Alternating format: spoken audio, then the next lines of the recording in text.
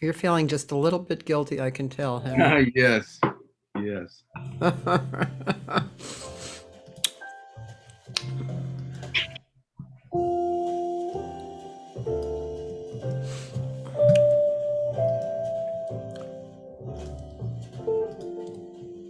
Wow, that's pretty.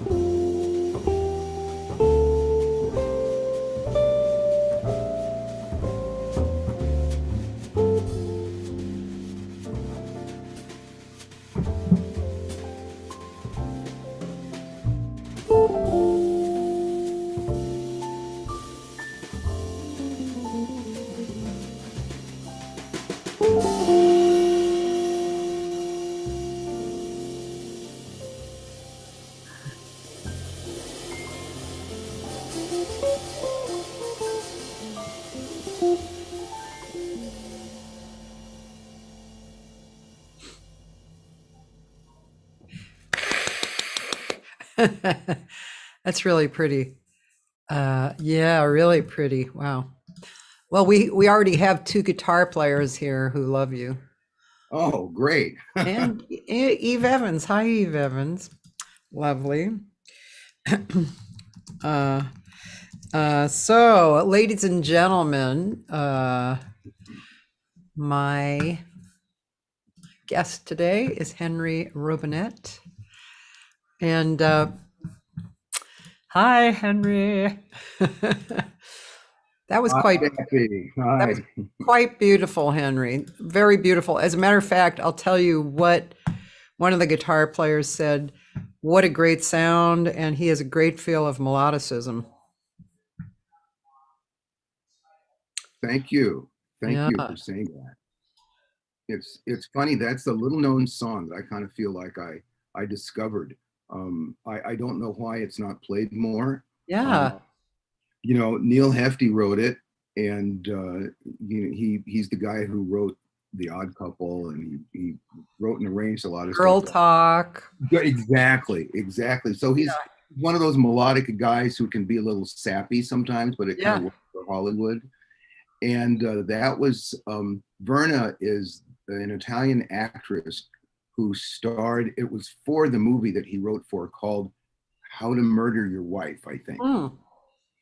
Yeah, I And remember that movie. yeah. And his score is really corny and stuff, Yeah. but the melody, the music is just so great. I was like, wow, Yeah. doing Yeah, it. Wow. I agree with you. I think he was really good. Oh, Little Darlin', right. Ian Zimmerman's here. Yeah. Yeah, Little Darlin'. Um, sorry, I'm just laughing because I remember him. He used to hang out in the jazz scene here. And he would kind of bug me about singing girl talk. And I just couldn't get into the words. Oh, I know it's You terrible. know, it's just like, how do you make it? How do you even, I mean, unless you're consciously doing it sarcastically, you know? Unfortunately, the words to that song are just terrible. But he was really cool. He was a good hang, you know. He hung out, you know. It was great. Wow. And who was this? Neil Hefti. I wasn't sure if that's what you were talking about. Really? Wow. Yeah. Yeah. Oh my Yeah, God. he was a really nice person, you know, and yeah. So, but yeah. They like Wow. to dish and dirt. Da, da, da, da. But you, like you said, there were some really corny things, but they obviously worked. I mean, he was so successful, Yeah. you know. It reminds me of a less successful Henry Mancini. Exactly. They both wrote for Hollywood. They both wrote very melodic music. Yeah. And yeah. I Yeah, agree. even kind of Johnny Mandel. um, Yes. oh, hi, David Diggs. He says hello. Hey, David, how are you? I didn't know you knew David Diggs. We shared a record label together, I think. Um, so David and I go way back. Me too. He and I and my boyfriend, a guitar player, of course, were in, I think it was probably my first band here in LA. I was like 21.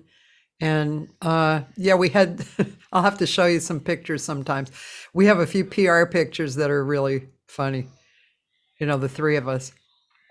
Oh man, yeah, okay, I'll yeah, I have to love send it to you. I'll make a note to send that to you because you'll get a kick out of it.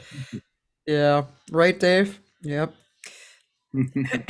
So, um, so Henry and I were talking. We've been in contact with each other for a long time through, I guess, through Facebook, but also we have lots of friends that are similar, and somehow we missed hanging out and playing and stuff. Yeah, and being that I've always loved guitar players too, I'm really surprised. I didn't know that. Yeah.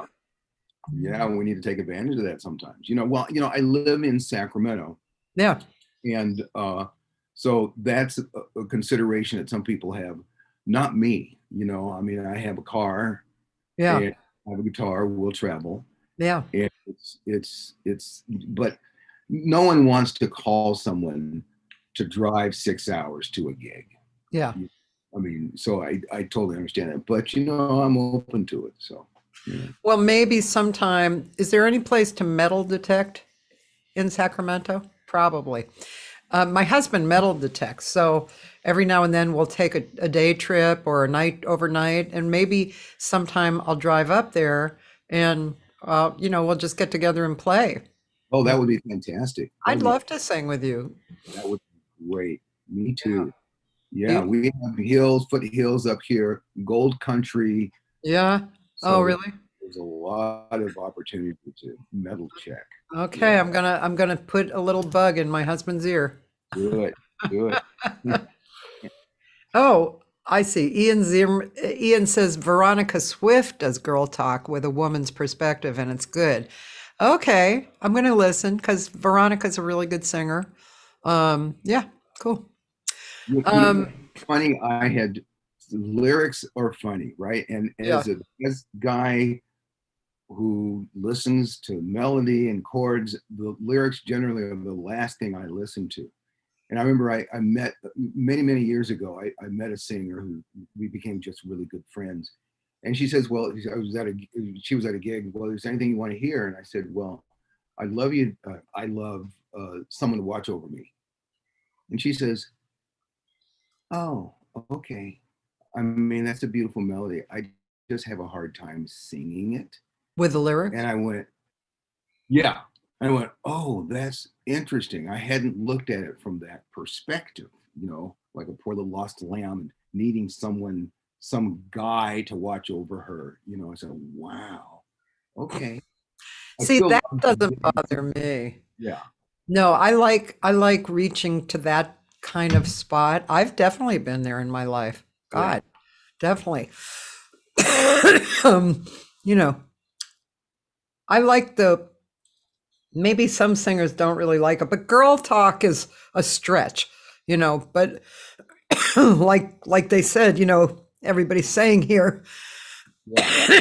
irony, right, of course, and that works, but I don't know, I'm not into the funny, oh, this is funny, right? Nudge nudge. It wasn't ironic when he wrote it. You know, he was kind of coming from, girls getting together and gossiping. Oh And yeah, it was for a movie, right? I don't even know. I think so. Yeah, I think somebody look it up, would you? I think it might have even been from, I want to say that movie where there's Frank Sinatra. It's a musical, and they're gambling, and it might Uh, be from that movie. I'm not sure, okay. but anyway, Henry Robinett. So let's find out about you a little bit more. So your guitar playing is so it's such a connection to you. You can feel it. So was it your first love affair?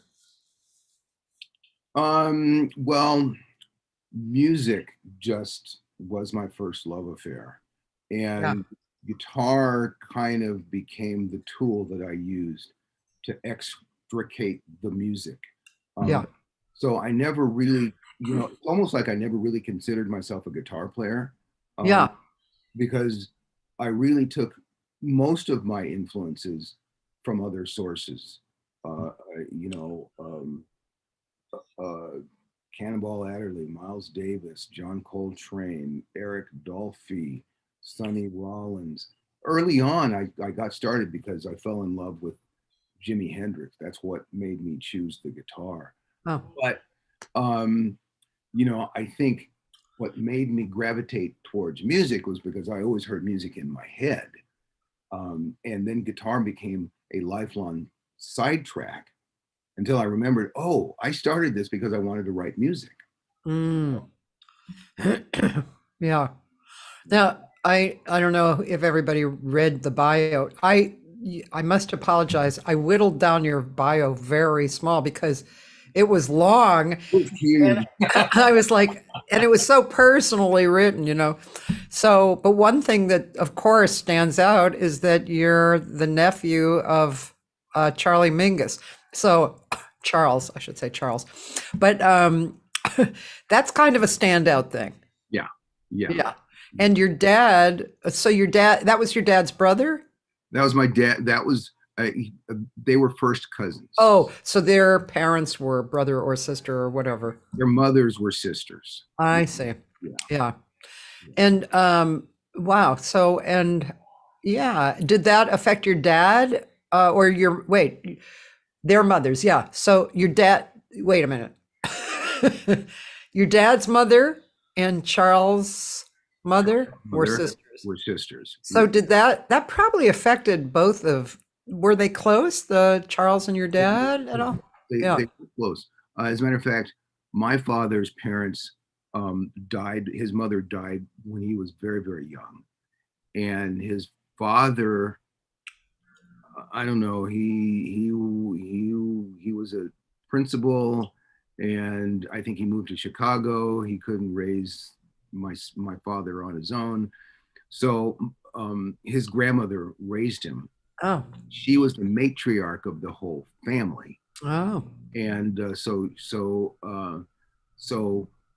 all of her children's children were close to her. So at one point, Charles and my father lived in the same house. Yeah. And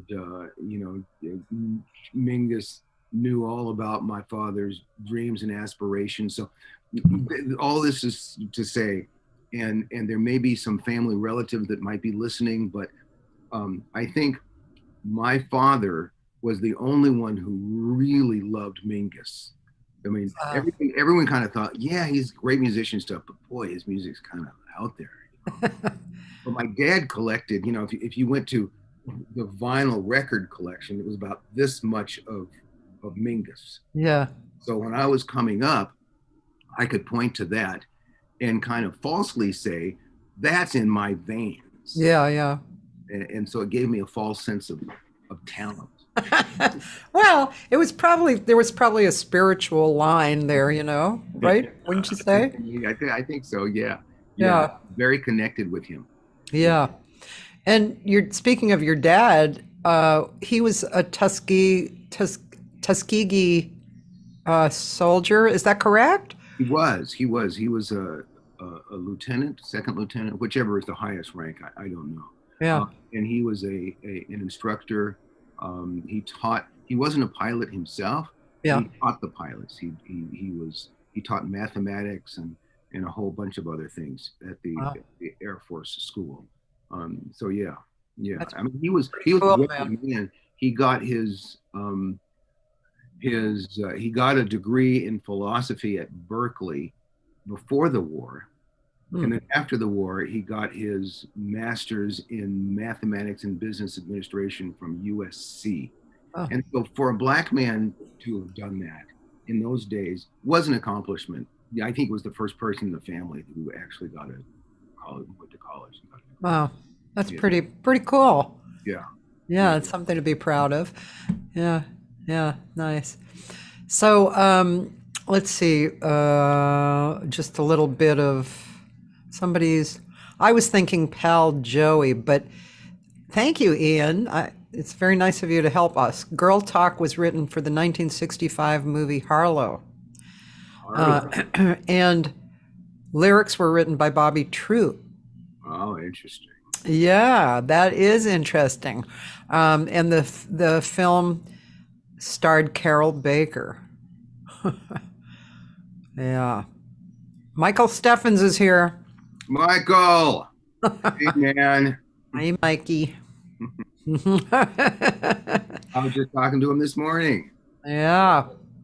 We talked a little bit about you already, but I think it was before the show started. I wanted to know how you guys knew each other. But you had told me, Michael, a little bit of the story. So when Henry was telling it to me, I was kind of remembering, Now, Michael was in Sacramento. Yeah. His degree in literature or something like that, and he was only in Sacramento for a little stretch. Yeah. And so he would come to my gigs, and we decided to hook up, and that's when the jazz quartet standards was recorded. It was. That's it. That's it. That's volume 2. I Yeah. love this cover, by the way. Oh, one of my best buddies from Sacramento. Really nice. He and here's volume. Yes, here's volume 1. Oh, that's nice. Volume 1 looks great. What is that, an egg? That's an egg suspended. Now this guy This is is really nice design. he's an award-winning photographer. And I So like, sorry, I yes, like that, please. I like that you're not wearing shoes. That's my thing. I just had to say that. Okay, go ahead. That's the thing. Oh, I see. Me too, man. I don't have shoes on. Uh, well, that happened years ago because my feet's too big. You know, they're like 13 plus, size 13 plus. And I always used to go to my gigs in sandals, and at some point I just kicked my sandals off. And now this was many years ago, but I would have women who would come up and say, "I like You never know what turns us on, man. Yeah, that was then. And no, the idea of an old black man on stage barefoot. Yeah, I know that.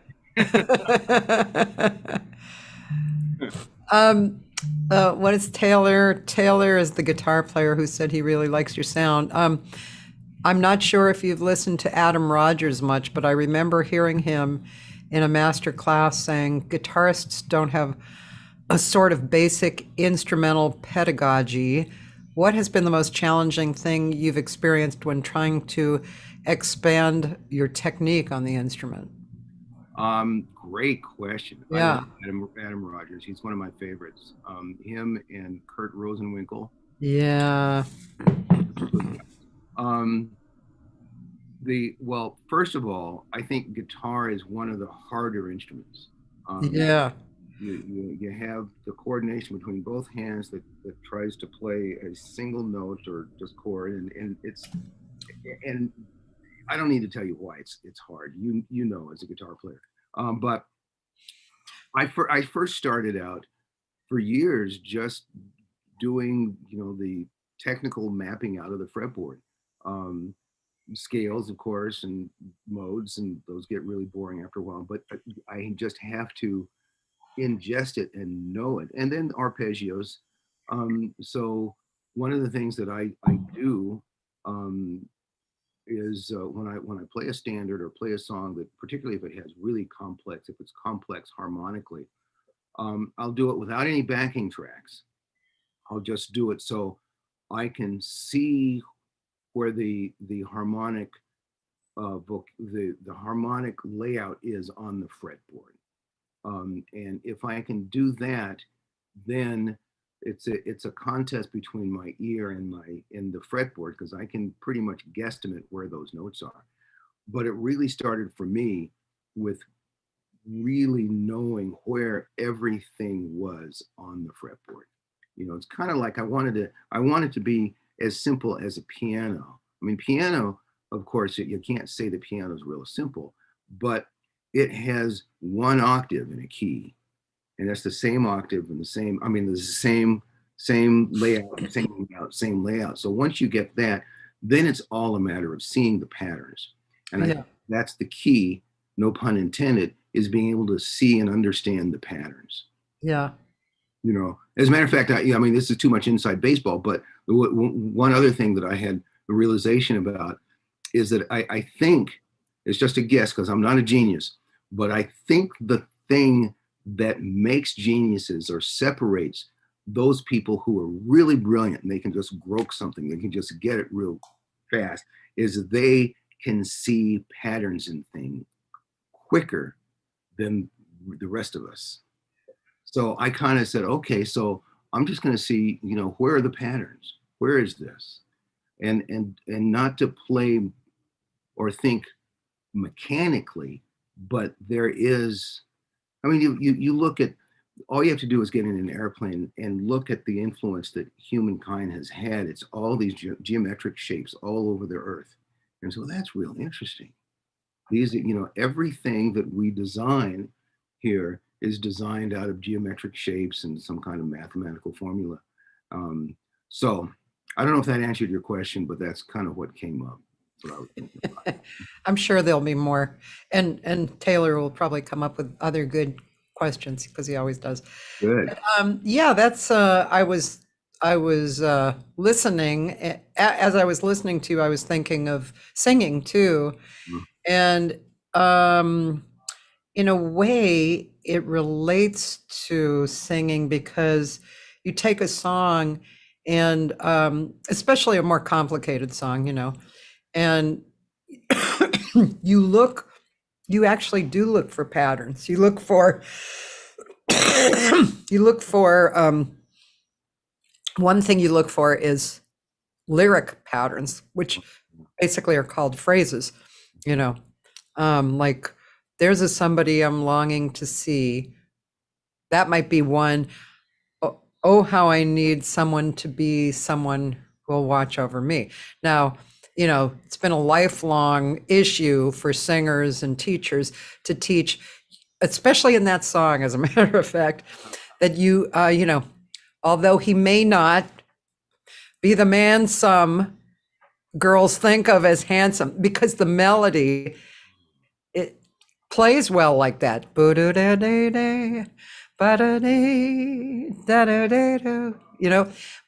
when you're a singer, you can't do that because the phrase isn't complete. And so, people talk about that all the time. Now, the only person I've ever really truly noticed, although there's many more, but Carmen McRae is a person who can interrupt the sentence anywhere. And why is because she has what you were talking about, the what was the word you used? Patterns. The pattern. She has the pattern so in her mind of the story that she can interrupt, although he may not be the man. And the listener is like right there with her. So that's part of the art of singing, And then, of course, there's the musical part, and like Sophisticated Lady comes to mind because I remember when I was a kid learning it, looking at the bridge, where the bridge goes, I really had to look at that and understand, where these patterns were and where the bridge went. It wasn't just here. It was, so yeah, there's each instrument, can relate to that. Oh, absolutely. I think it's the nuts and bolts of everything, pretty much.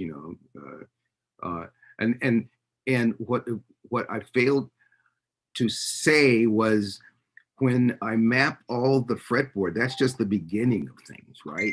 You're not talking about where you were going in terms of the melodic phrases. And in the last 15 years, that's really where my whole mind has been. Yeah. Is phrase. And, I think guitar players, and I certainly am guilty of this, just play way too much all the time, and I think there's you can do it. It's not, you're not playing a horn, you're not playing a trumpet, you don't have breath. So you have to imagine the breath, and you have to find those spaces, and you have to create room for the musicians to answer. Yeah. And sometimes I forget about that because I'm so involved with my little melodic, whatever I'm trying to do. But when you really let the thing breathe, that becomes a larger pattern because it becomes a pattern that the whole band is responsible for. Well, as a matter of fact, that's one thing I noticed about when I was listening to you playing right there. I actually did consider that. It was like, oh, look at the space he's leaving and involved, Yeah. I actually noticed that. Wow. Yeah. And appreciated it, Thank you. That's cool. Yeah. Yeah. I think that is like one of the most important things, and of course that leads into other concepts, but I mean, you know, like you're playing with somebody else. Or respect the other players, or you're part of the bigger picture, or you're serving the music, you know, all kinds of ideas, right? But yeah, space is, you know.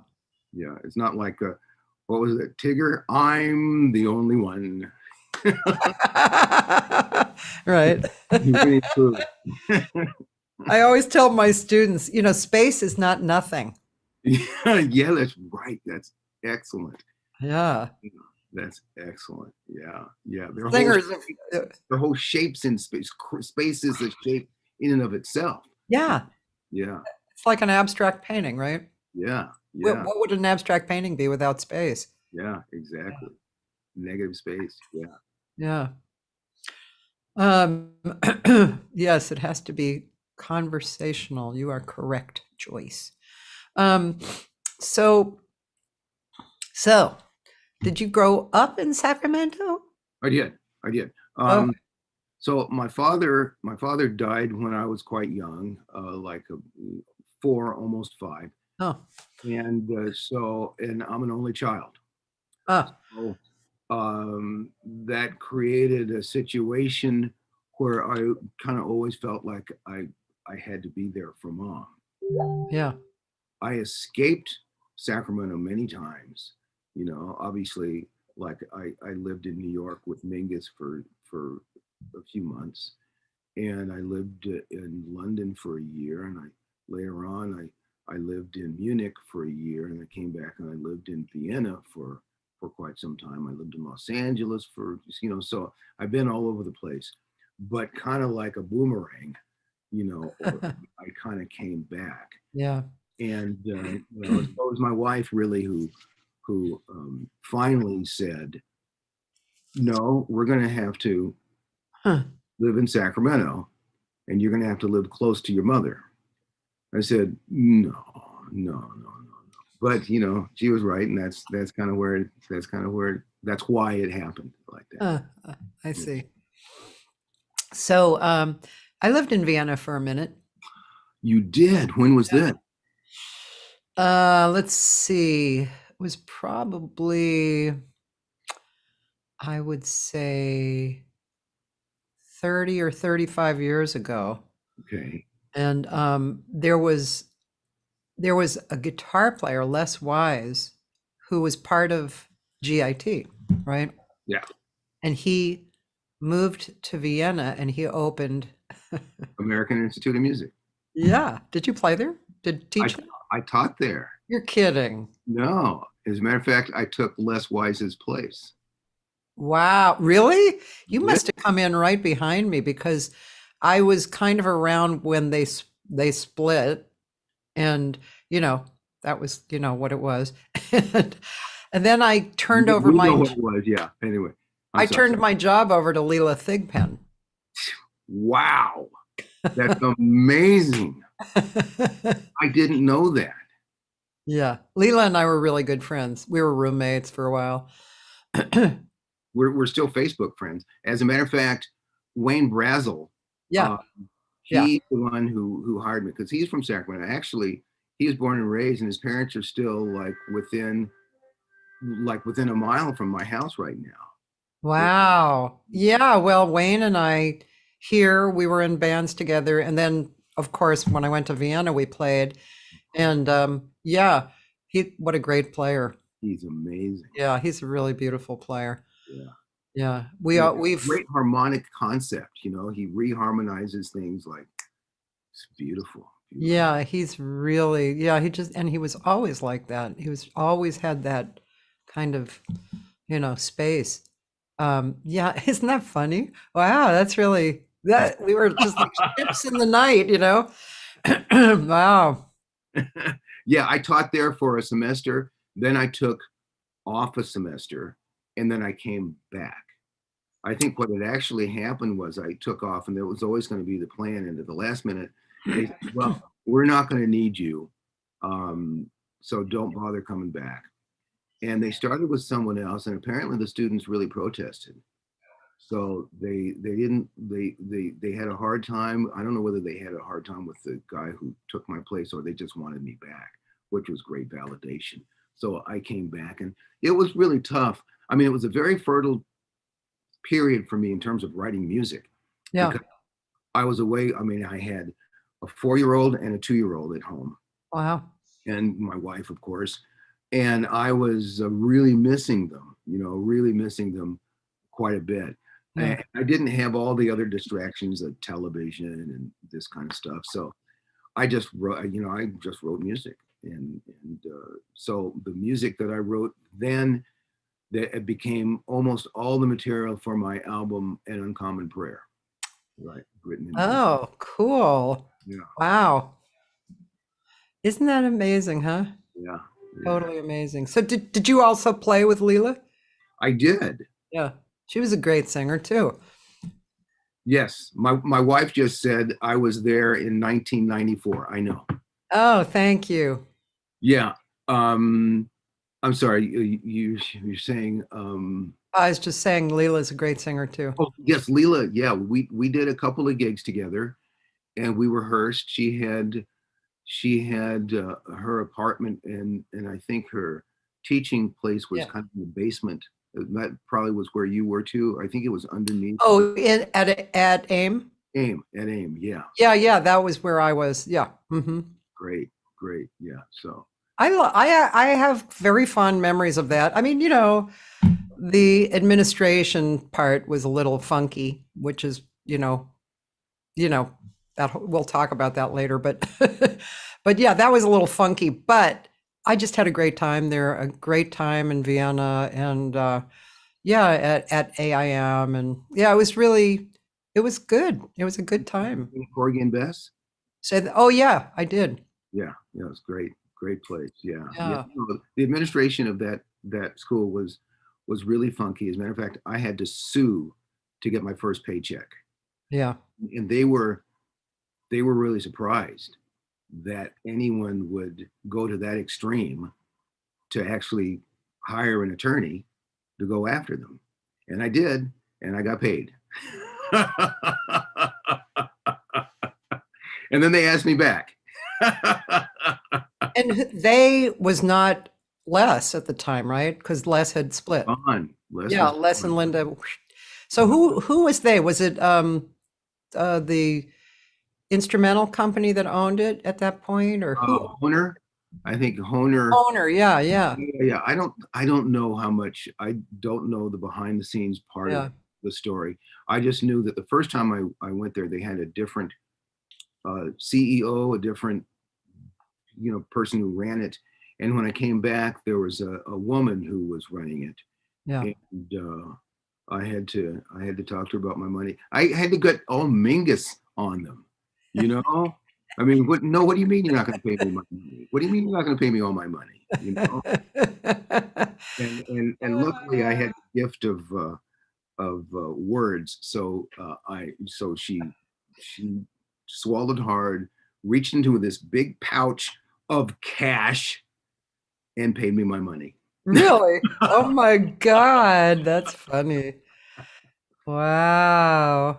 I think they were so used to most of the teachers just kind of not acting like that, just kind of like, well, okay, I'm here and I have an apartment that you're paying for and, that kind of thing. So that's really cool. There's a cultural politeness. Yeah. I lived in Germany for a year as well. Yeah. And in those days, it's probably different now, but I have to tell a joke. I was living there with a German family, and so this is a German guy who's telling me a joke about German people. Don't get upset. Okay. So he says, so why are there no German bank robbers? I don't know why. Well, because they always get caught because they're always waiting at the red light at the stop sign. That's funny, Okay. Yeah, I have a little story, but it's not as nice as yours. But I was Where was I? Oh, I think I was in Yugoslavia. I went to Yugoslavia during the war to sing in one of the high class hotels there. And of course, the war escalated. Then I was stuck. Oh, Then shoot. they had to fly me out um, to just over the border to, I forget. Anyway, but that wasn't even the story. That was after, God, really, huh? really, this was that terrible war. Yes, Yeah, yeah, really close. Yeah. yeah. But there was this. I went to a few jam sessions there, and there was a German bass player, a kid kind of, who had been to GIT, Uh-huh. and he had played with Carl Schroeder. Okay. Yeah. So Carl Schroeder was kind of a maniac, Oh, and in school teaching, he would swear and he's very passionate. They loved him, listen. but he was also very, very verbal. And anyway, but yeah, the students, actually, that guy had nothing to do with it. It was the students at AIM, actually, who were German. They would actually kind of put me down because I wasn't being aggressive enough. I was being my American, I guess, I don't know, empathetic or whatever. But then they wouldn't do the work. And then if you called them on it, they would get very indignant. So it was really an interesting little cycle there. It was like, okay, I see what's going on here. Yeah, I think we have to temper our California politeness kind of thing Yeah, in different places. And yeah, some people will just take that as kind of a sign, oh, so I can do whatever I want, and yeah, exactly. I could walk on them, yeah, no problem. Hey, exactly. so I feel like playing some more of you Okay, sure. because it's yeah, I know people. I'm gonna go look again. And let's see. That was really beautiful, the Verna. Um, what about this? This was the same session, right? Oh, yes. Oh, I think so. What do you? The Oh, Chick Corea. oh yeah. You don't want to play a live stream. That goes for like an hour and a half. But there's a I can play parts of it. well, I haven't edited it, so Okay. but I did do there's Windows. I play the song Windows, which is Chick Corea's tune, a tribute to Chick. In this No, or somewhere else, I think it's somewhere else. I see you're right looking. here. Tribute to There Chick. you go. Yeah, let's try that one. I don't remember how it sounds. So Okay, well, we'll put up with it, I guess.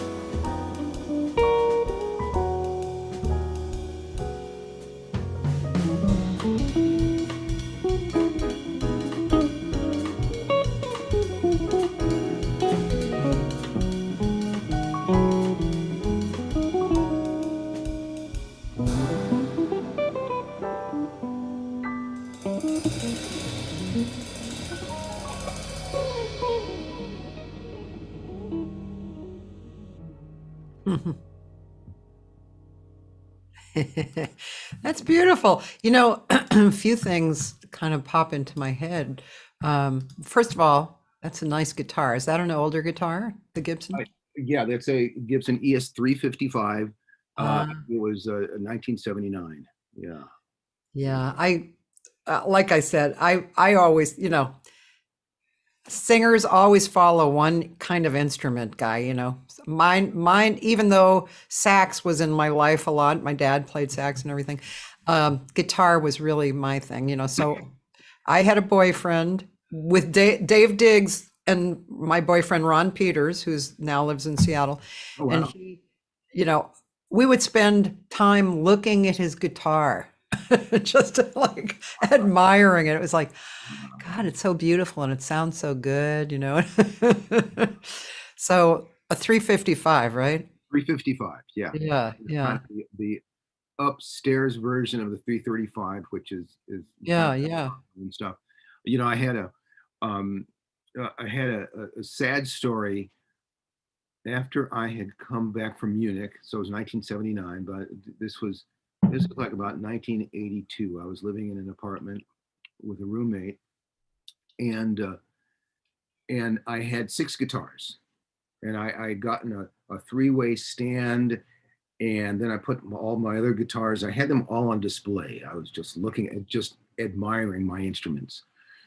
And the most, well, there was a Gibson SG Standard 1967, and then I had an Epiphone Broadway, which I have now. But I went and took my girlfriend and my mom and my roommate. We went to see that Peter Sellers movie, Being There. Oh, yeah. Being there. Oh my God, that was a good Great movie. movie. Came back and someone had broken into the apartments and stolen all of my guitars. Oh my gosh. So that's kind of what you get for, like, admiring your instrument. Oh, that's My mom loaned that me is a some, sad story. and that's how I got this Gibson. So I really upgraded. Uh, I got this Gibson and I got a Les Paul, and so take that. yeah. um, well, your sound is it's beautiful. I mean, I know it's not just the guitar, it's the way you set up your sound, but it's really beautiful. Thank you. Really, it just hits you right away. It's really nice. And of course, the way that you play, it's just, yeah, it's Thank you. very effective, really beautiful. Well, I was always a gear denier. I would always say it's not the instrument as much as it's the fingers, Hmm. not the amplifier, it's not this as much, it's the fingers, it's in the fingers. Um, but I finally had to come around to realize, well, it is the fingers, but it is the instrument, and it is the amplifier. It is, it's everything combined. It's Yeah, not just a one size fits all thing. Yeah. yeah, yeah. Thank you very much. Um, let's see, Roland, my friend Roland is giving you accolades. He is I never know what to say about him. He's a guitar player, but he hasn't played professionally for a long time. But he has 9 guitars, I think. Wow. Roland, one of these days I'll get it right. And so you go over someone's house and there are 9 guitars. He's still a guitar player, you know what I mean? I do. Thank you, Roland. Thank you. And Taylor, I hope you're going to become a teacher because your questions are so thoughtful. Okay, I need to Okay, write here's this down now, right? Okay. the questions, you mean? Yeah. Uh-huh. Okay, here he goes again, Okay. talking about another great guitar player. One of my guitar professors at North Texas, that's where he Wow. attends, raves about Mick Goodrick, of course, and his thought about what I'm really interested in is not what I can play. It's really the what else can I play now? Would you say simplicity teaches you about how to speak a good narrative? Absolutely. And it's taken me a lifetime to learn that lesson. Yeah. What what has what has happened with me, like I said before, just learning the guitar is such a technical problem. Yeah. Not maybe not to some people, but it definitely was to me to get a certain level of mastery over it. Yeah. Spend a lot of hours every day just going over the fretboard and trying to how do I do this, and just still harmonically seeing things. But then it really comes down to how to how to figure out what not to play, because now I know like everything I can play. Yeah. It doesn't sound good when I do that. It's just Yeah. like diarrhea. Okay, Yeah.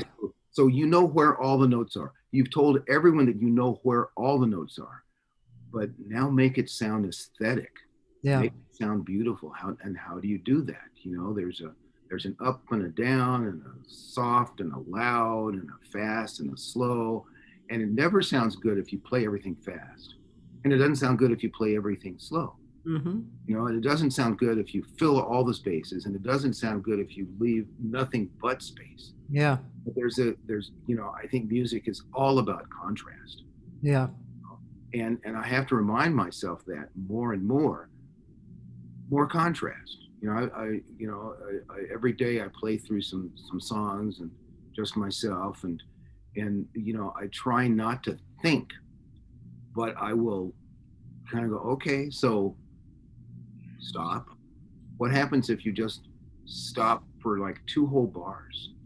Yeah. So what happens if you just like play one note? You know, because I keep, you know, so I'm doing this and I don't have any backing tracks, but I'm going, okay, so this is B flat altered, and it's going to an E flat, and it's going to an A flat, and it's going to, okay, so you don't need to prove that you know how to play that. It's there. The audience isn't going, is he making that change? They're just interested in, does he sound convincing? Is there beauty there?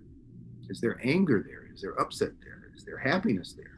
You know, can I follow along? And so I think part of the deal with playing music is I've always loved complication in music. Mm-hmm. But there's the contrast. You know, it does happen that if you play something too complicated, the audience is going to necessarily not get it. The magic, I think, happens with music is when the audience can go, okay, I see where he's going here. Yeah. Yeah. Oh, yeah, I'm with you. Yeah. Rather than just like leaving them in the dust and then saying, I'm a big artist. You know, it's kind of cool, but you know, for how long is that cool? You know. I always have these conversations about singers nowadays because the young singers coming up are brilliant. You know, they're in tune and they can sing lots of notes and they've studied the scales and um and even some of them have grown older doing that, but it just leaves me cold, and it's not what's important. It's not really, I mean, you know, I can't say what's important for everybody, but I can say that it seems to me that the most effective communications are truth, you know, vulnerability, and what's that word that people are using where you can see through, um, transparency, right? Yeah, yeah. Yeah. And that's what's, especially right now, you know, and all the craziness that's, you know, hitting our planet.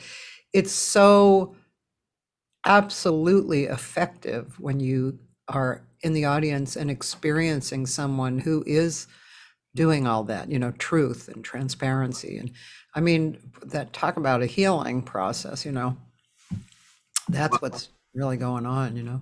I think, you know, for me, um, that's always been the most essential element of music. So I was never a musician who copied. Yeah. I didn't sit down like 99% of all musicians learn how to play by copying. They'll find someone that they really, Yeah. you know, they'll transcribe and they'll do this and they'll do that, and eventually they'll come up with hopefully their own sound, Yeah. because that's the goal in jazz, is to sound like yourself, is to have your own Yeah. sound. Yeah. Well, as a kid, I started listening to jazz long before I started playing an instrument, and I was reading all the liner notes, Mingus's liner notes and stuff, And it just, I said, okay, they were always saying, well, get your own sound, have your own sound. And it never made any sense for me to copy someone to get my own sound. When I just play, and when I play, and if I'm honest, I'll have my own sound. And if I'm really honest and good, that honesty will be able to translate, and other people will get on a similar wavelength. Oh, that's I don't agree with that, but boy, that's he's true to himself there. And the other thing that was important to me was Mingus told me, I'm going to use a bad word. Mingus told me, you got to learn, you got to play your own shit, even if it stinks. You know? Yeah, that's good. That is my that was it. That was my policy there. I'm going to do this. Now I looked at other people. I looked at I tried to see how other players were thinking. Certain period of Coltrane, certain period of Michael Brecker, Chick Corea. Chick Corea was huge for me. Um, um, his Now He Sings, Now He Sobs, and the pre Return to Forever. That's what really hit me when I was still in high school. I must have played Now He Sings, Now He Sobs 100 times, knew every note. But anyway, so and somehow thinking about the phrases, thinking about the spaces in between the notes, and the relationships between this phrase and then that phrase and this phrase and then that phrase that tell an ultimate story, is what it's about for me. Yeah. I was going to ask, actually, I'm sure a lot of people ask stuff about your relationship with Mingus, but I did want to say that I can't remember how old you were when you went to live with Mingus for a few months, but and experienced, I mean, I know what I experienced growing up with a musician dad and going out to rehearsals, and that was definitely a part of why I continued on the road, because of the camaraderie and the attitude that everybody had and the playing that came out of what I conceived their feeling was, So I can imagine you were hanging out with Mingus and the guys, so that probably made a huge impression on you. It was amazing. I was about 21. Okay. And he lived in this huge apartment complex called, or condos, whatever they were, Manhattan Plaza. And for a lot of it was kind of subsidized housing for people who needed it. They qualified. So he had a lot of phenomenal musicians who lived there. Walter Davis Jr., I think most of his band lived there. Mingus's band lived there. Dexter Gordon lived downstairs. Wow. Dexter Gordon used to come up and we had dinner, 2 or 3 times. And Sonny Rollins was over the house like a couple of times. And Joni Mitchell was doing her Mingus record. So, she was by every day for a week or 2. And I was just this young 21-year-old Californian who didn't fit into the New York kind of, I stuck out like a sore thumb, and I was like, kind of like, fly paper. They couldn't get rid of me. We were having a meeting with Joni. He said, can you wait in the next room? Yeah, okay. And I'd just be in the kitchen. And she's asking, well, do you have any songs like, like this? He said, I don't know.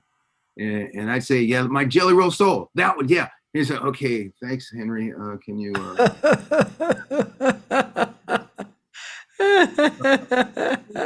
I knew his records more than he did. So I spent a good 30 to 45 minutes talking one-on-one with Ornette Coleman. Wow.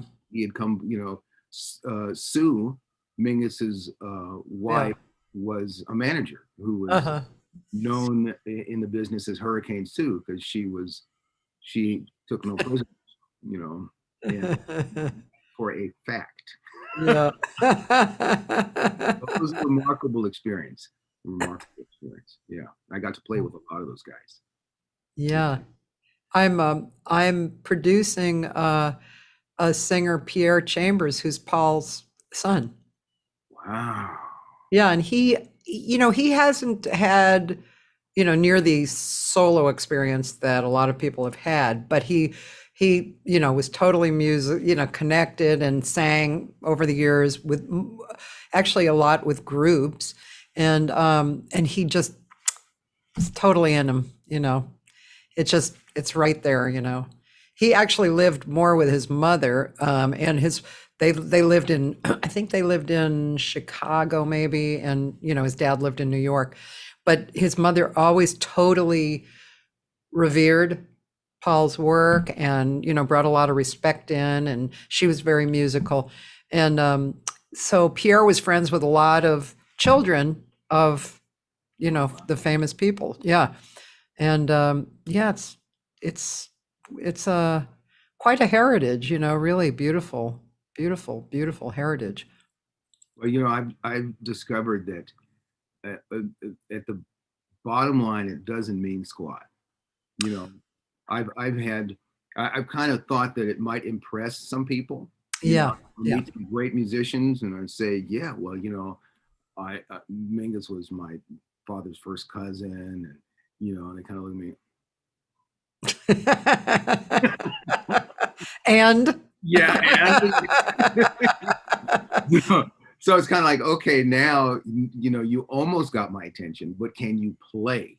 well, that's it. Yeah, we're making a GoFundMe, and I mean, one of his. He's also a poet, Pierre, and one of his lines is, "I am not my father, Oh, wow. but I am a musician who I think my mother and father would be proud to say that I'm their son." And yeah, and it's just, to me, it just means that your consciousness was connected on that line, and I think you got something, that some people just never touch on, because they're not connected in that way, to anybody. Well, he was very kind to me. They were very kind to me to put up with me for that long, because in some ways I was mature, in some ways I was a 21-year-old California kid, Yeah. and it was very enlightening, and I'll always completely cherish everything about that. But the thing that made it happen for me was Mingus's love for my father. Yeah. He loved my dad.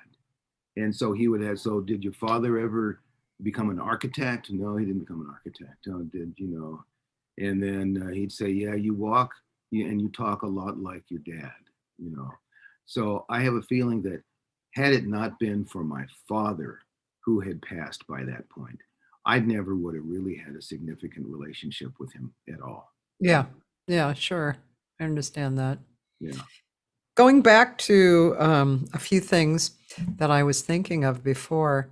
One thing about like not playing so much, for instance, I always, this is the kind of vocal teacher I am. I give my students like instrumental things to listen to. But there's a John Scofield record, John Scofield is one of my favorites. And I think it might be the Groove record. Anyway, he's playing with Charlie Hayden. Oh. So there's this song, and Sco is taking a great guitar solo. Guitar solo. There's a lot of notes, but not totally filled. I mean, it's just tasteful and great, full. Mm-hmm. And then it's Charlie's turn, and he plays whole notes. Yeah. And it's perfect. Yeah. Because he's serving the music, and he's, like you said, the contrast, tension and release, all that kind of stuff. And so, yeah, I love that example, and I don't know what my students think when I play that for them, but Yeah, it's kind of like with my students, I never play them guitar players. I just don't. Let's look at this Sonny Rollins Oleo solo. oh yeah. What's supposed to do with that, Henry? Okay, so So we'll listen to the Red Garland solo afterward. Listen to how he comps, and listen to, just ear transcribe this and then play it for me next week. Yeah, exactly. Schofield is one of my very favorite musicians. He's kind of has a quirky thing about him. He has very interesting, sometimes angular phrases, and I love the fact that he's one of the guys. I've had a problem with guitar and people who expect the guitar to sound like it did in the 50s. Yeah. It has the same Jim Hall, Wes Montgomery kind of sound, and people get upset if there's a little dirt on it, if there's a little delay. Yeah. Yeah. That's not the way jazz guitar is supposed to. Well, guitar has changed its sound since the 60s. Yeah. And so John Scofield is one of those guys who definitely had his own concept of the sound, and he's almost like the monk of guitar. Yeah. The Thelonious Monk, because he has that real quirk factor and very advanced harmonic stuff. But anyway, that's a He's scope. great. I love his material too. In fact, I did a project a few years ago with a friend of mine, John Leftwich, who's a great bass player. And I've always kind of dreamed of doing a record of Sco's compositions because I just love them. They're so, talk about quirky, the strong heads, and then you get to the bridge and it's like, what is this? But yeah, but so we had a small chamber orchestra and we had a few Sco tunes in it. And I just kind of off the top of my head wrote some lyrics and it's really fun. Did you send it to him? Did I? I'm not sure. He and I went to college together, but Wow. I was very young. We that was a long time ago. But one time I saw him, this is my favorite Sco story, saw him here at the old Catalinas, and he was with Seamus, the sax player, Seamus Blake, yeah, with a trio behind them. And they were both standing in front, and they both started soloing together. Wow. And physically, they were standing next to each other, and they started as they were soloing, they started turning like this. Wow. The top of my head kind of did something weird, I couldn't believe that they figured out to do that, it was mind blowing. Not only just loving his playing, but that. And I remember also seeing Scofield at the first Herbie Hancock Jazz International Day when I was in Tokyo. And, there's all these different groups, like all these groups play one song each. They're from all over, and sometimes they mix and match people. And Sco actually sat in with almost everybody. It was really cool. It was definitely a sit-in thing for him. He was so open, and that said a lot too to me, Yeah. He has phenomenally big ears. Yeah. Yeah. That's a lot of fun. Also, the thing about these are old stories, but you haven't heard them before. No, I want to hear them. So Mick Goodrick. So I had a friend who was a guitar player, and in the old days, and we went to Berkeley, and so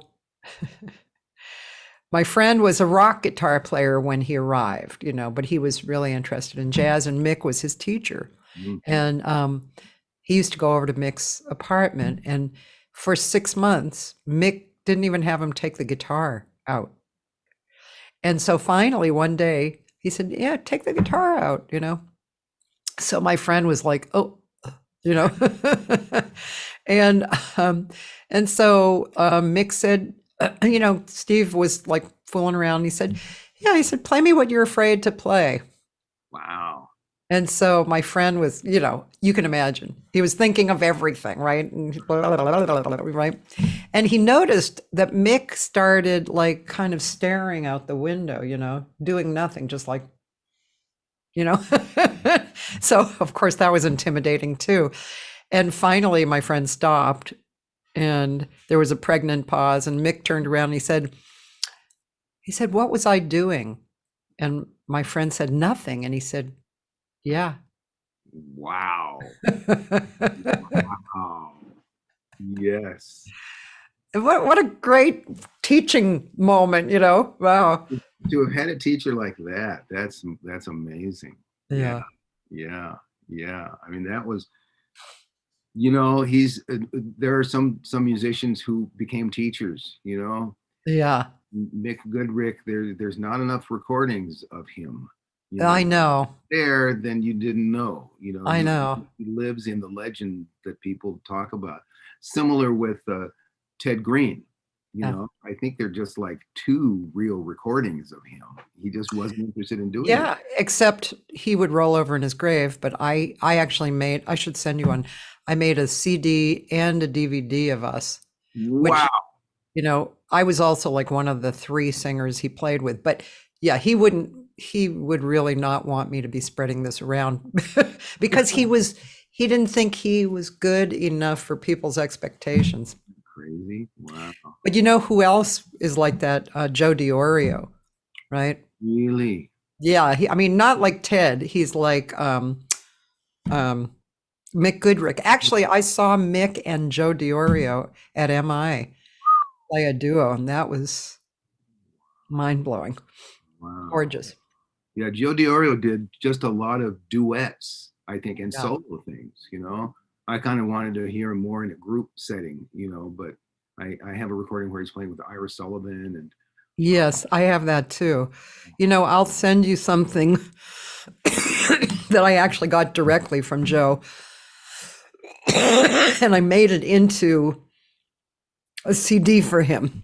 And it was Charlie Hayden and I can't remember the drummer right now, but I'll send it to you. Okay. I love that. I would love that. Yeah. Yeah. I got a funny story.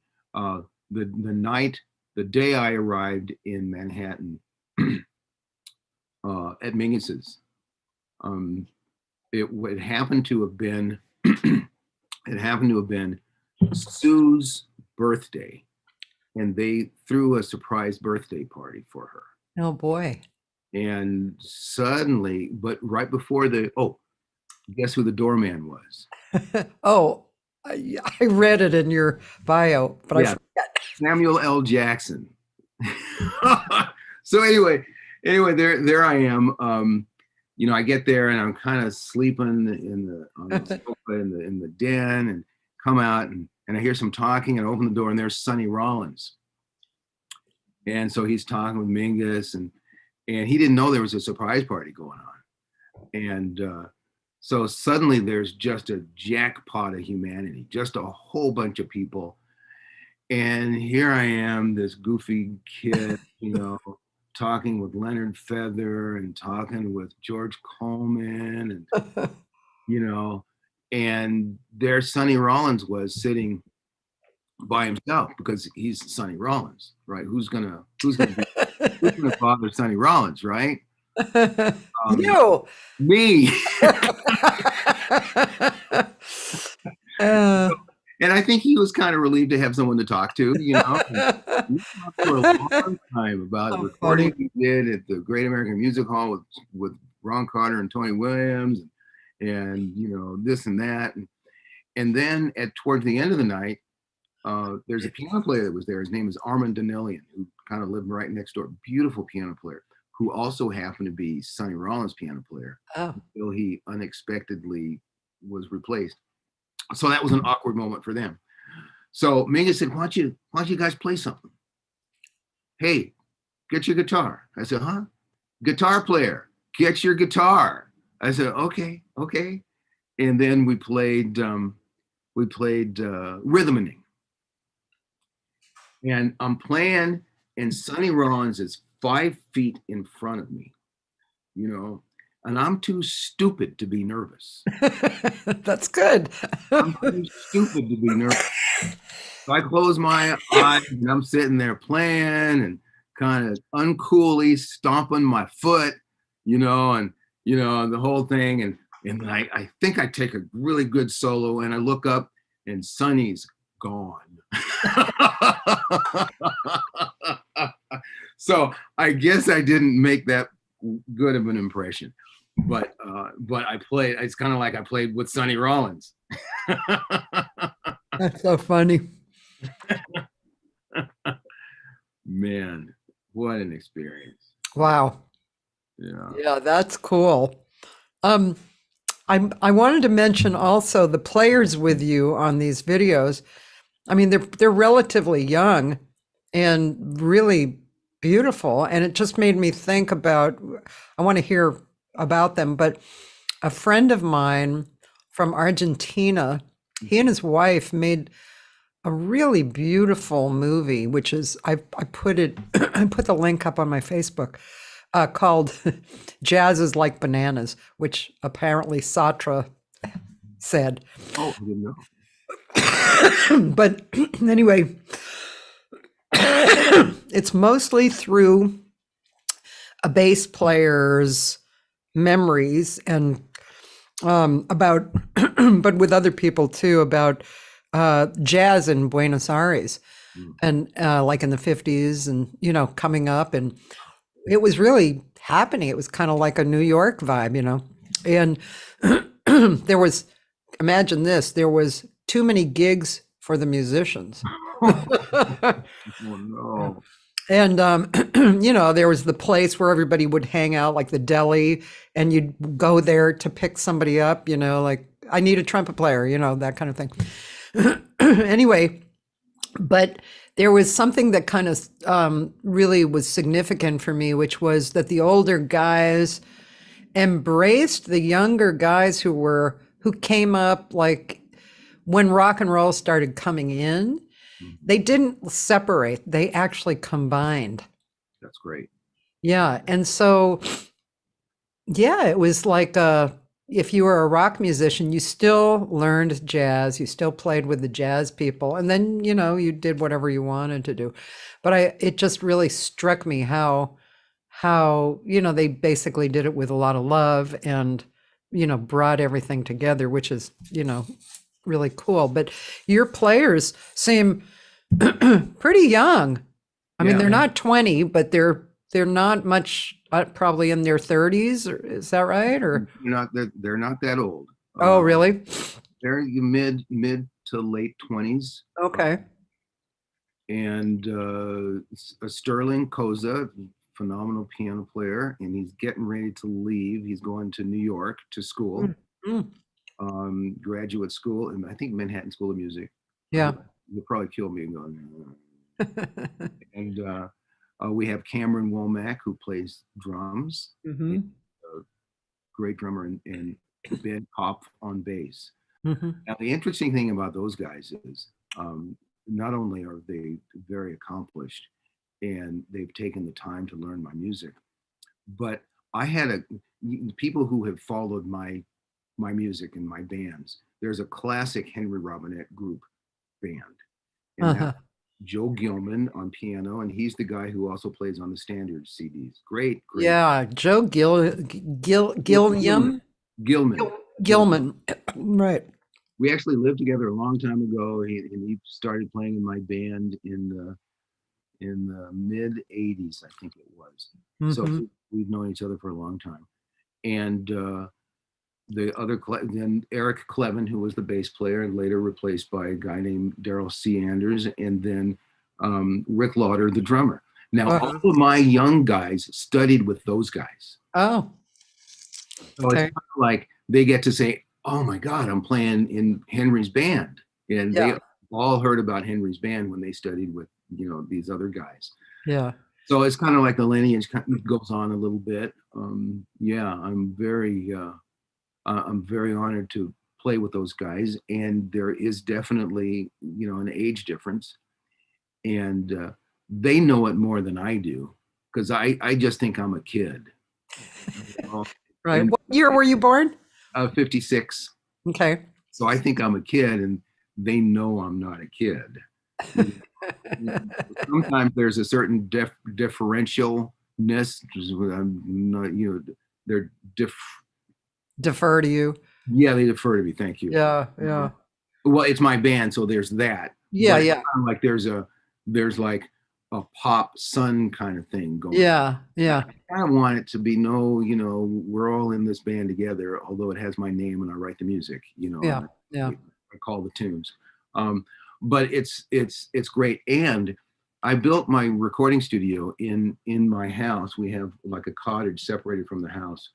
Long story, but by the time I built it and we started having rehearsals once a week, and when COVID struck, we were down for a month, and then we kind of realized, like coming out of our stupidity, that I have separate rooms, so we can still rehearse and be isolated.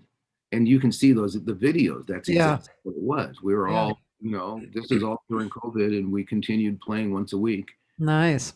And so I think that's what it takes to really get a band sound. Yeah. Yeah. Absolutely. Um, yeah, I have a band, but I mean, it's a little different than that because we're all around. Well, I think they're almost all of them are younger than me, but not too much younger. But except the guitar player, he and I went to college together, Jeff Richmond. But it's called The Moment, and so I've had this band for I've had it together for I don't know, maybe 10 years. We recorded live at the Blue Whale down here, and Gary Fukushima on keyboard and Brad Dutz on percussion. We decided to play together, and then we invited Chuck Manning on tenor, and then my friend Jeff Richmond just showed up on the gig and he said, "Hey, can I sit in?" And it was born. And even if we don't play for 2 years, when we play again, it's the same thing that happens. It's really, it's cool. But I will say when we play more, it's better.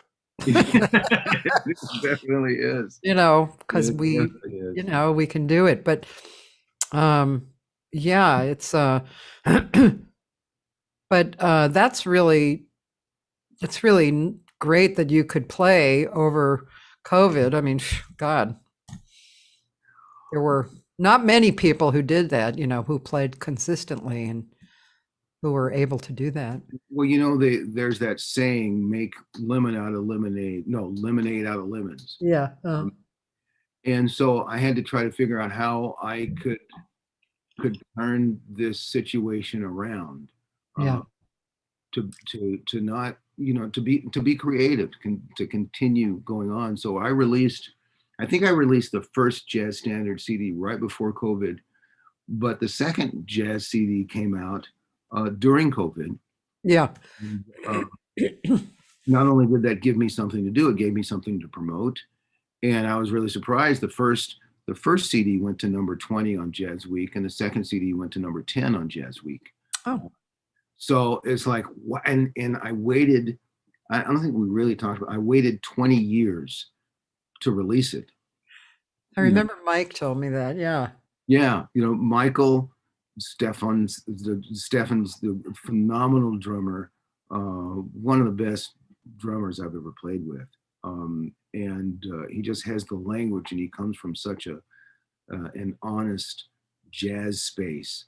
And I had this free time, and I was raising my kids, and just decided, I wasn't going to be doing my own group for a little while, and I wanted to be able to put something together and release it.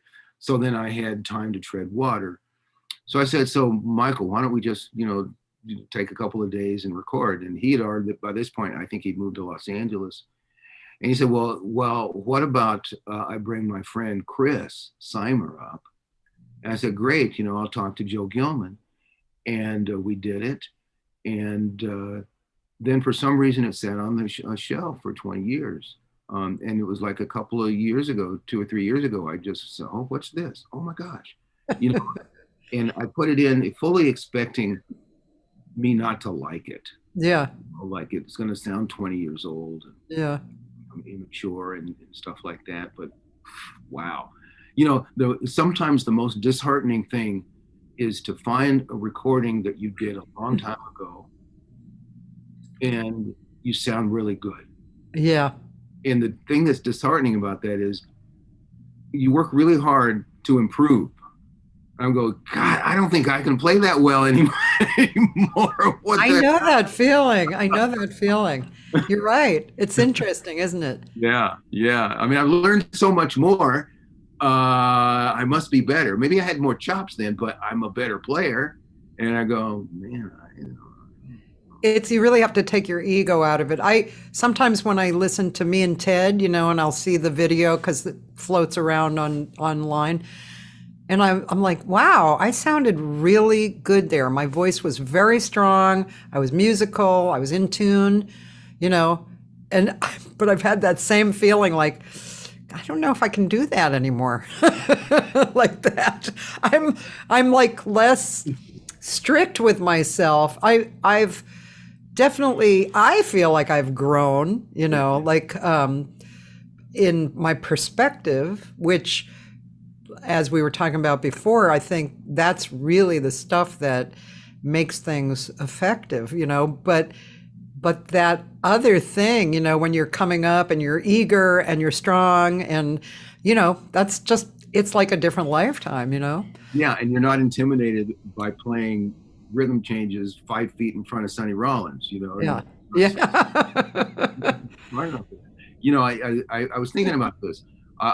When I was in high school, I saw a documentary on the PBS channel on Rudolf Nureyev, the ballet, the Russian ballet dancer who came to New York. And it was just talking about, what he was doing. And, every day he practices, every day he still has his coach, his teacher, and he works out these things. And he said, the hardest thing is maintenance. It's the hardest thing is just maintaining what I have. And I just thought that was stupid when I heard him say that, because he was saying his goal is just to maintain. I said, your goal should be to get better, not to maintain. Yeah. But that was coming from the mind of a 17-year-old. Right. Kid. Now I completely know what you're talking about. Just try to maintain what you have. We gained some of it. Yeah. Mike says, I hope we sound as good on volumes 3 and 4.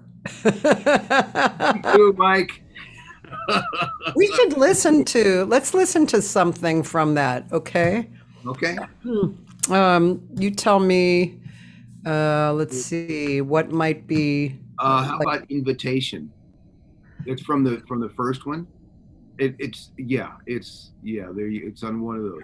Yeah, okay. So let's see, Vol Few Invitation. Here we go.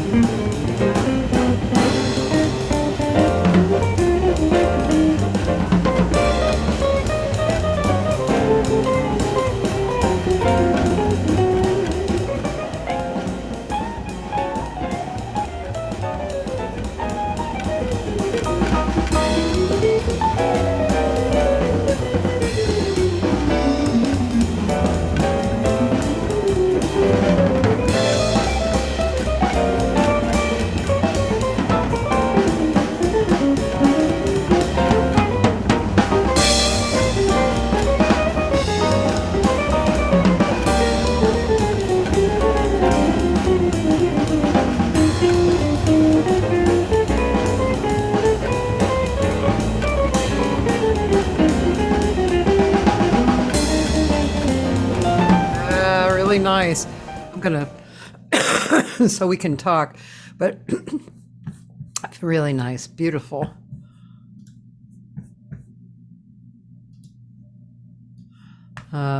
Yeah, you're muted, Henry. Thank you. I said, don't forget to unmute myself. You know, it never fails. Hey, Taylor had another question a while ago that I thought was interesting. Well, first of all, he said you might get a kick out of Mike Moreno, if you haven't spent any time listening. And he also said, what record in jazz would you say is underrated in your opinion, and which one is overrated? I don't want to go into the overrated category. Okay. Underrated. Oh my goodness. No, I'd have to think about that. Yeah, there's so many great records. You know, Joe Gilman has this record called Americanvas, and between him and his students, he was teaching at the Brubeck Institute, and and some of the compositions on that album are just phenomenal, and the playing is great, and that's what came to mind, so I'm sticking with it. Okay. There's probably a lot of underrated, a lot of underrated things that I can, I mean, it kind of, it's people who might not be in the limelight so much, but actually like that song, Vera, what was that? Verna. I mean, that was kind of an underrated, an underknown song, right?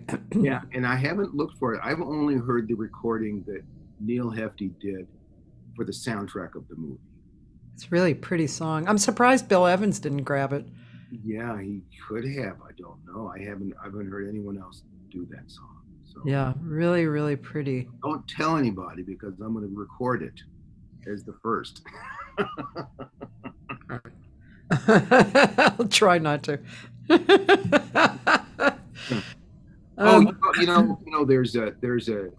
There's a Jim Beard album. Jim Beard's a piano player. Did something for the Carnival. I can't remember the name of it. Great writing. I think he uses that Dutch big band. And it's arranged by Vince Mendoza. That's an underrated record as far as I'm concerned. Now, what are you speaking of again? Jim Beard, piano. Yeah. Not a lot of guitar playing on the album. Yeah. Just the compositions and the arrangements are just. And arranged by Vince Mendoza. Oh, okay. Yeah. Well, that's interesting. Jim Beard is a name I kind of know. Of course, Vince I know, but Jim Beard. Jim Beard played, I think he played with Wayne Shorter's band. He played with Michael Brecker's band. In the 80s, he played with Wayne Shorter. So in the 80s, he was one of those up and coming dudes. And I think he ended up being known as an electric synthesizer player. Okay. And I saw him at some gig. I think he was anyway. I was talking to Joey Calderosa, who was playing with Michael Brecker at the time. Then I ran into Jim Beard, and Joey was saying how Jim, he's the electric guy. And so when I talked to Jim Beard, I said, yeah. He said, you're the electric guy. He said, holy hell, you do like a couple of gigs on electric piano, and then you're the acoustic piano, It's easy to get labeled, That's like Larry Golding's is, he got so well known for his B3, right? Yeah. But what a piano player. Oh my God. He's a great arranger too. Yeah. Oh yeah. He's crazy. He's crazy good. He's one of those crazy good guys. But his piano playing is really okay. Yeah, gorgeous. And of course his B3 playing is like Yeah. No. Yeah. I'm thinking that he arranged one of my other favorite records, which is uh, it's a Michael Brecker big band record, Oh. and I can't tell you the name of it. I'm at that age. Whatever. Well, I don't even explain it. I just go like this. It's in there. Whatever you want to think of the pandemic, or age, or whatever, or the Exactly. fact I'm a Gemini. I don't care, whatever. That's right. Oh man. My friend Roland is saying for him, there's a Charles Lloyd Quartet record called Forest Flower. Oh, of course. Yeah. Is he saying that's underrated? I think he is. Oh my God. Well, when I was coming up, you'd go into someone's house and that record was always there. Huh. That record was always there. Probably Sketches of Spain was always there. That's so true. Kind of Blue was always there. Yep. And then a Brazil 66 was there. You know what I'm saying? Yeah. So it's hard for me to think of that as being overrated. It's a great record, and it's kind of the introduction to the world of Keith Jarrett, Jack DeJohnette, and Cecil McBee, and Yeah. Charles Lloyd was like the ringleader. I mean, he was like a jazz rock star. Yeah. Yeah. It was amazing.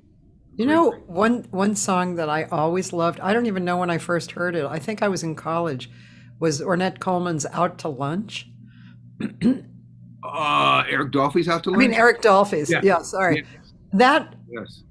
I just, that's because of my Oh my gosh, no, absolutely. I mean, that was a huge record for me. I loved Eric Dolphy. I'm sorry, go ahead. I stopped. Nope. That's all I said. No, that's all I wanted to say. Out to Lunch. One of my favorite all time, Yeah. Out to Lunch. Just like I'm trying, I have decided, you'll get a kick out of this. Maybe you can help me. But so I have 4 grandchildren, and they're all quite young.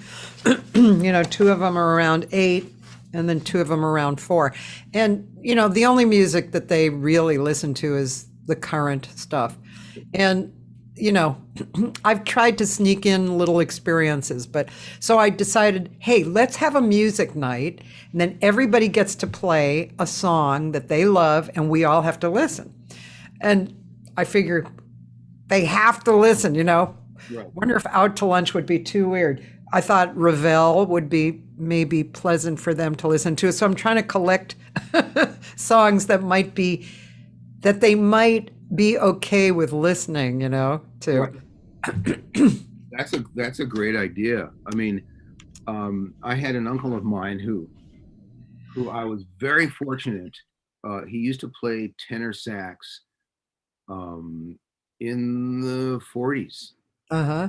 And he was a painter in Oakland, and he told me the very first time he heard Bird, and he nearly fell off the ladder, because in those days you didn't have the internet, you didn't have a lot of, you just heard people by reputation, so people were talking about this guy. Yeah.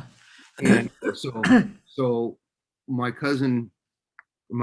uncle Clarence had 78s that went to the span of jazz history. So whenever I'd go down to the Bay Area, or when he lived up here for a while, he'd sit me down and just play me, the whole history of things. And he played me Out to Lunch. It's kind of like, this is where things are now, and things that are going now. And my head just kind of like gets loaded.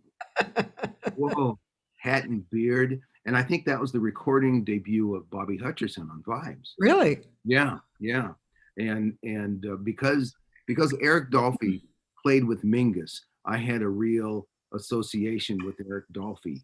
Yeah. Of course, I never met him, but I always totally respected him, and his album Iron Man as well, which is phenomenal. That Michael Brecker album that I think Larry Goldings arranged, I might be wrong, it's called Wide Angles. And Oh, there's I love that record. That's a great record. Evening Faces. That record, it just blows my mind. I sometimes I listen to. That's one of those songs I listen to all the way through, and then go right back to the beginning and listen to it again, and then I go right back to the beginning and listen to it again. Yeah, I know. That I really enjoyed that record a lot. Yeah, that's in my collection. And the Jim Baird record is called Revolutions. Okay. Yeah, yeah. I just wanted to clean that up. And he's only done two, so Ah, cool.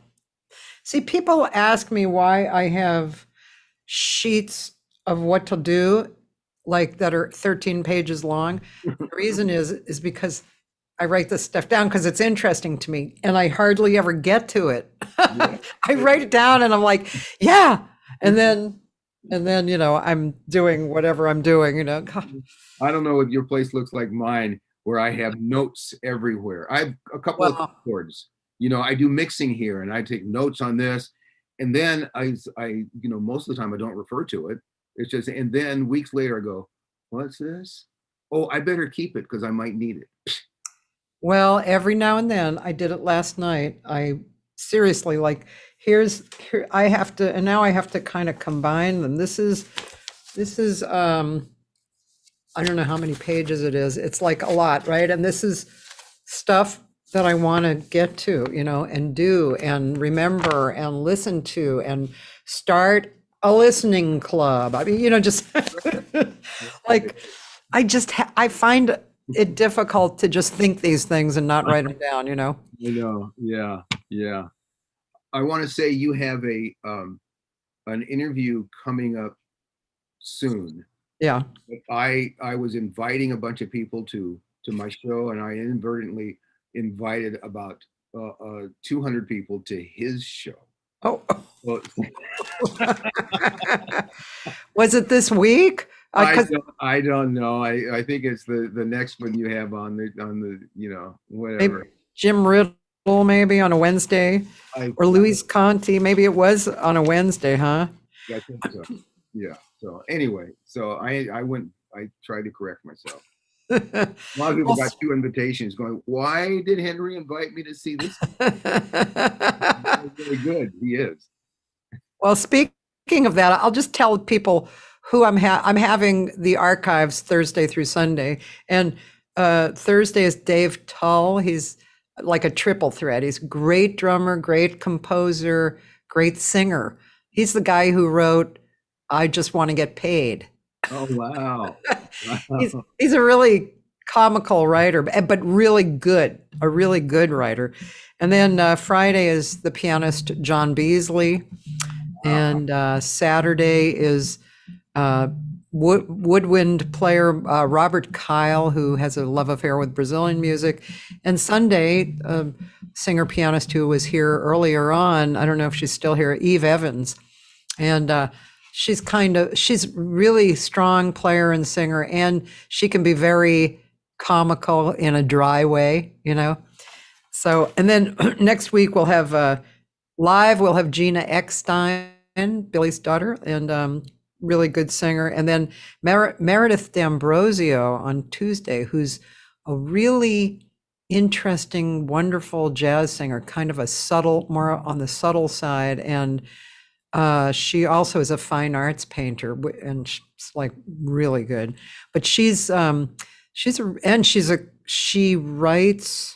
I think she's written lyrics to solos. I think that great lyrics to great solos.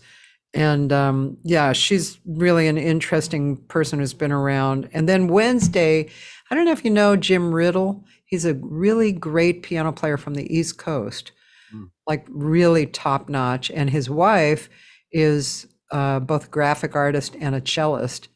And so I'm going to have them on next week. That'll be really fun. This is so phenomenal that you do this, Cathy. Thank you. So great. This is I just love it. I have grown so much, and I've expanded my universe, so much by bringing bringing in people, especially people I don't know. And then, but also people I do know, because how many times, you'll play with somebody for a bunch of hours, but to have a conversation for 2 hours, and find out about them, it's not super common, unless they happen to be a great friend of yours. Yeah. And even then, sometimes people don't talk about themselves, It's true. to be invited in. And Yeah. then realize, so I mean, you might hear about the drama in their lives, but then Yeah. they get to actually talk about, how they started and What their perspectives are. Actually, I interviewed my husband once because he was a lighting board operator on the Tonight Show for 20 years, and so seriously, I heard things that I hadn't heard before. After 20 years of marriage, it was really interesting. So yeah, you just yeah, you may not fall into a conversation that is really getting into the other person's history or perspective. I bet he had some stories. 20 years on the Tonight Show. Oh my goodness. Yeah, yeah, he really, yeah, that was an interesting gig. Yeah. Yeah. Yeah. Yeah, Some one day, I mean, they do it all the time, yeah, but I don't know if you've seen this. Jazz musicians are very like closed about the real stories.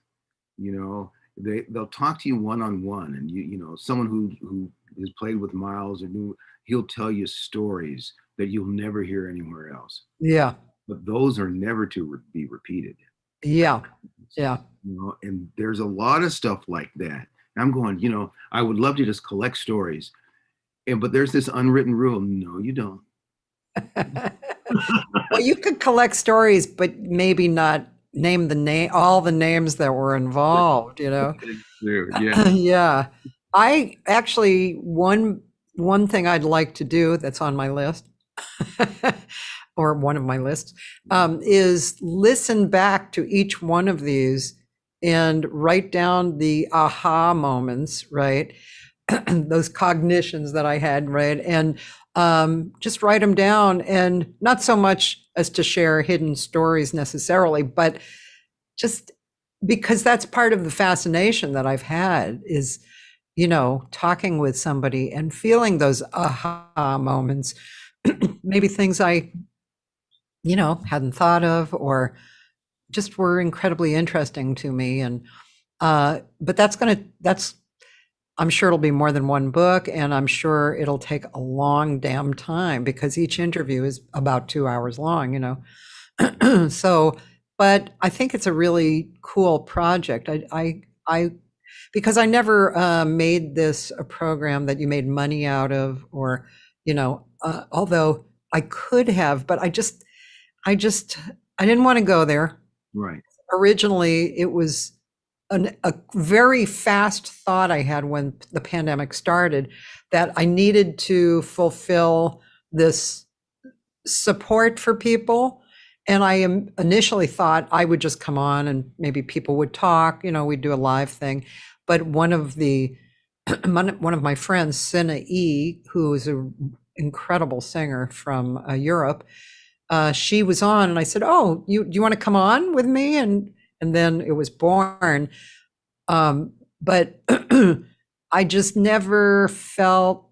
I don't know. I was not drawn to the idea of making money or super duper promotion with this. It was more like a gift and connecting for people and just helping people, because, this is the stuff that makes you alive, you know, connecting with people and music and jazz and, I mean, and it heals. I was going to say it's healing. Yeah. Absolutely. So I didn't know. I thought you started this before COVID.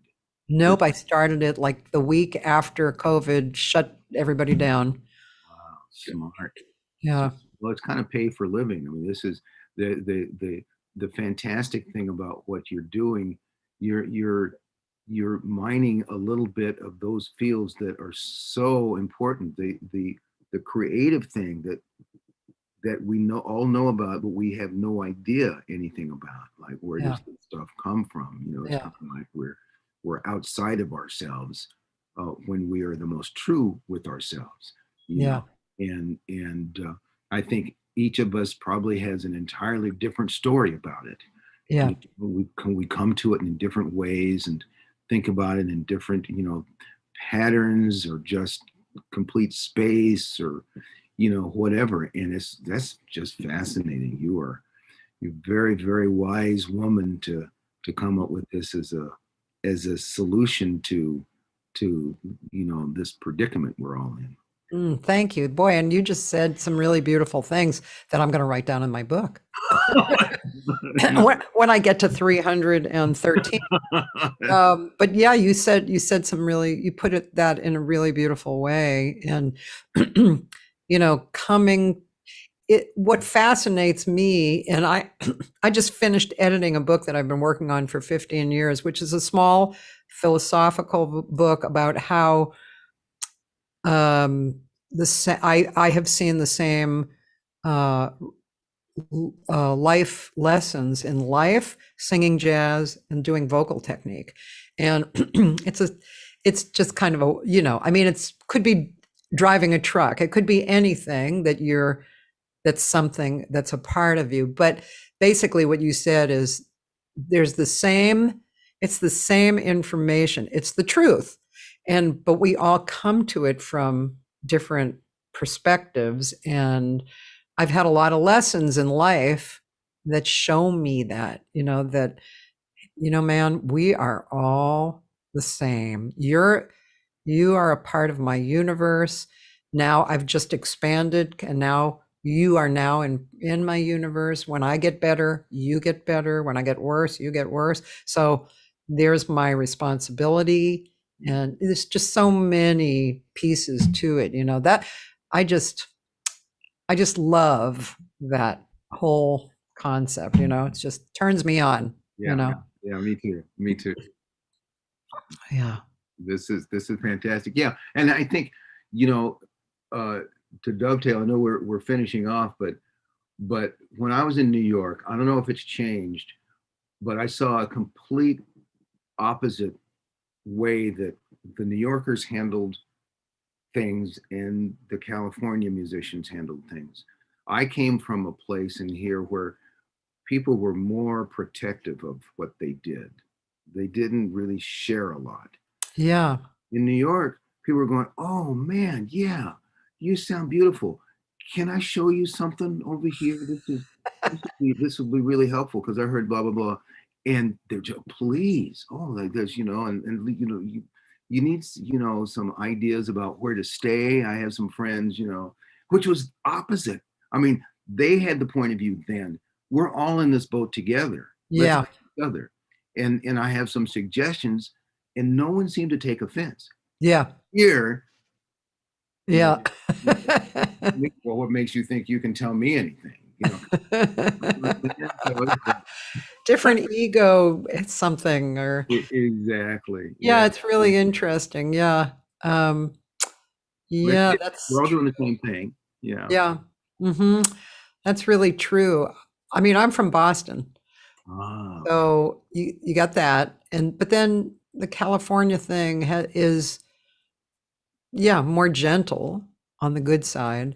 But yeah, it's I know what you're saying, especially in New York. And you have to have a little bit of experience with that, or just thicker skin, to understand, to go through the understanding, get to the other side of that. It's like, whoa, okay, let me just swallow that a little bit, Yeah. Well, because in New York, there are layers of people.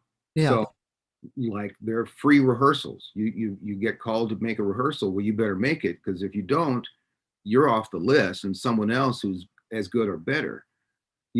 Here we're we're more limited, I think, in terms of that. So the egos are, I think, more in check just because of that. Everyone wants to help each other. Yeah. Yeah. We're all trying to do this thing. We're taking jazz. I mean, jazz is serious business in New York. Yeah. It's serious. Yeah. And they'll tell you if you're doing it right. They'll tell you if you're doing it wrong. Well, Yeah. you're doing it wrong. But and they'll just like call you if you're doing it right.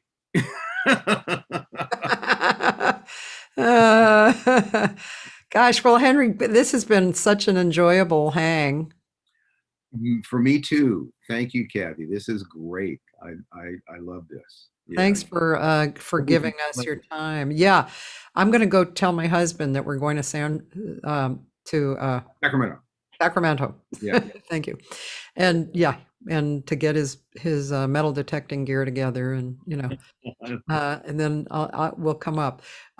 Yeah, thank you so much for being here. Really appreciate your time and your openness. And thank you. Thank you. I hope I didn't insult too many people. I hope so too. No, I don't think, believe me, I've had much more insulting people on than you. All right. And I just have to say, wow, that is so nice, Roland. And first of all, he said, this one is going into my great sessions file of all the varied and various interviews that you've done. And then he said, Henry, you are such a likable person. From the first moment, you fit into my relaxed heart.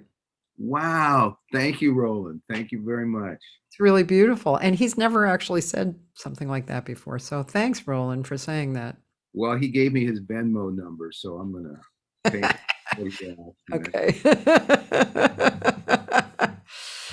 All right. Well, let's talk again soon. And I'm going to send you a few things that we talked about because I actually wrote them down on my notepad.